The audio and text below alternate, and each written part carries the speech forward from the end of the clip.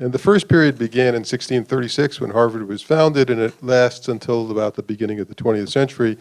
And we called this the Protestant Era in higher education. And it was Protestant because almost everybody was Protestant. As a matter of fact, most higher education was so Protestant that eventually Catholics had to start their own schools in the middle of the 1800s because even the public schools were so dominated by Protestant ethos and ideas. It was overwhelmingly Protestant, almost entirely male.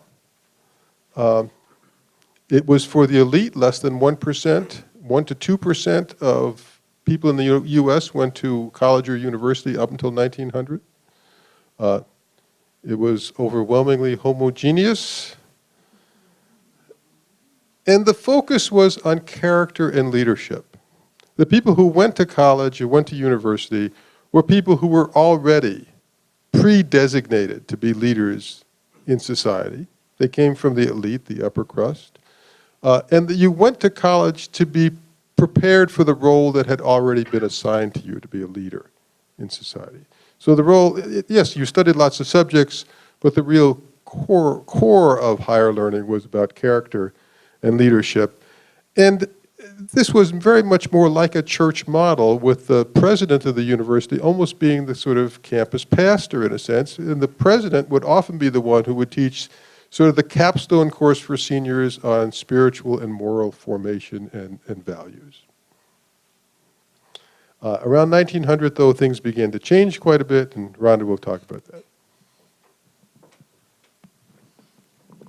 I am now going to cover the 20th century in about 3 minutes.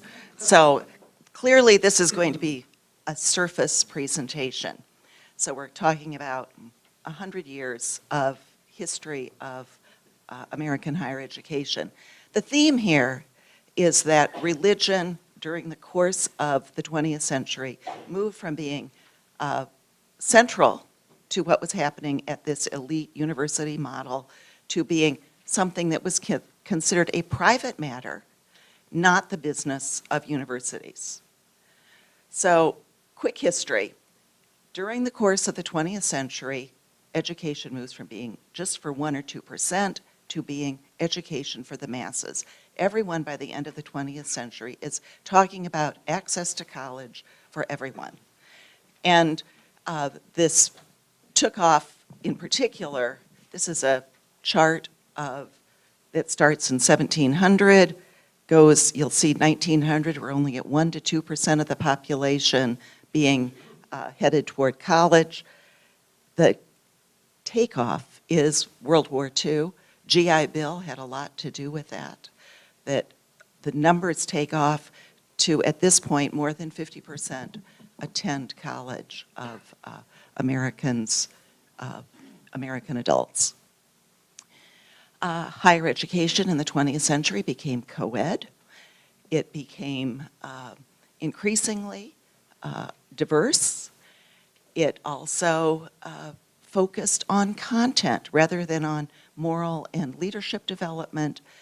The idea is that you're going to get this stuff that builds skills, that makes you employable, so you can get a job.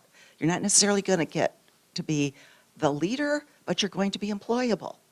And people like having jobs. It's an important part of modern society. So the goal becomes personal success, individual achievement. And there's no, let's get rid of leadership and moral development. That's not what's driving it necessarily. What's driving it is changes in culture over the course of the 20th century. So, by the end of the 20th century, especially 1970s, it's peaking. Religion has been pushed to the margins of campus life. It's assumed that religion is a private affair.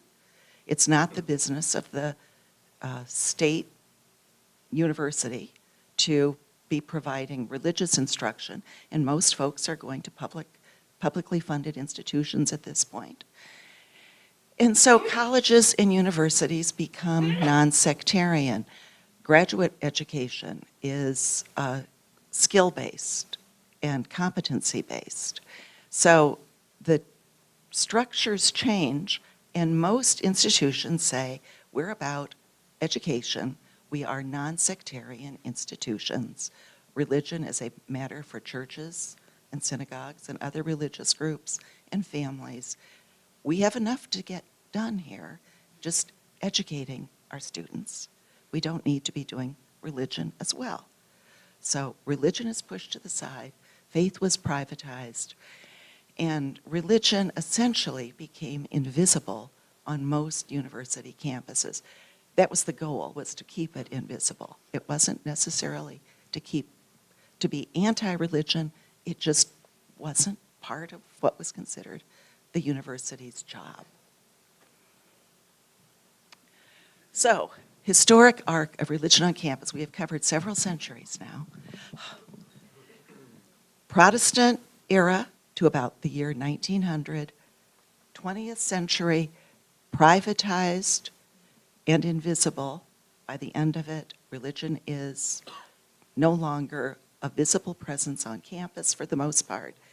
Even for, let me just say, at state universities, if you go to them now, the structures still, you will oftentimes see religious houses encircling a university campus, but the campus itself is considered a non-religious space, or was considered a non-religious space.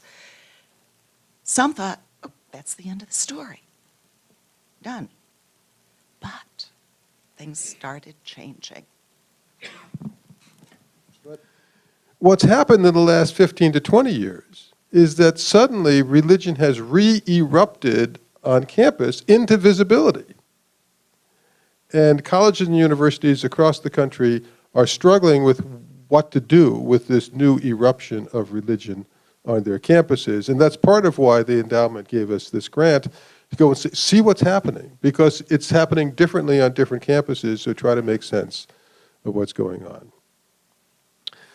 What we want to do next in this talk is talk a little bit about why religion has become newly visible on campuses across the country once again. And we're going to talk about three reasons in particular.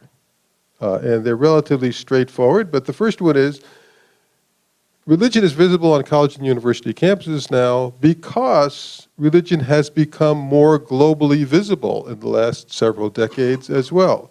In the middle of the 20th century, most people assumed that religion was becoming less influential in the world, and certainly less influential in the world of politics and public life. But a series of events has called that totally into question. It begins with the Iranian Revolution in 1979, where all of a sudden a religious movement overthrows a secular government in Iran. It continues with the rise of the American religious right in the 1970s and 80s, when all of a sudden religion became a factor in American politics different than it ever had been before. Dwight Eisenhower said one time, I believe a nation has to be founded on a deeply felt religious faith, and I don't care what it is. Religion wasn't a big deal in politics. John Kennedy was elected president partly because he said, I'm a Catholic, but that has nothing to do with how I'll be president. But all of a sudden that changed in the 70s and 80s.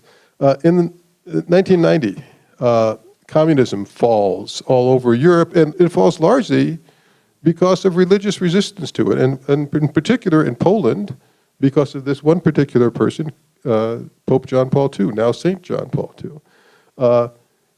There's been this incredible growth of global Pentecostalism around the world that people have documented. There's also now in India a new Hindu nationalism, and the current president of India, Modi, is part of a Hindutva movement that wants to make India much more explicitly Hindu. And those people who are not religiously Hindu are second-class citizens in India at this point in time. Finally, 9/11 happened. If you hadn't been awake to the fact that religion had an impact in the world, 9/11 woke everybody up, not in a good way, but still, you can't overlook that there's a religious dimension to what happened there. Madeleine Albright, who was Secretary of State at the time, or not at 9/11, but had been before, had traditionally not taken religion into account in the way she saw the world. After 9/11, she wrote a book called The Mighty and the Almighty, and she says, since 9/11, I have had to adjust the lens through which I view the world. Religious movements are thriving. So one of the things that's happened is that religion has become much more visible globally. And because of that, universities and colleges that study the world as it really is have found themselves needing to pay more attention to religion because it's so much more obviously a part of the world in which we live.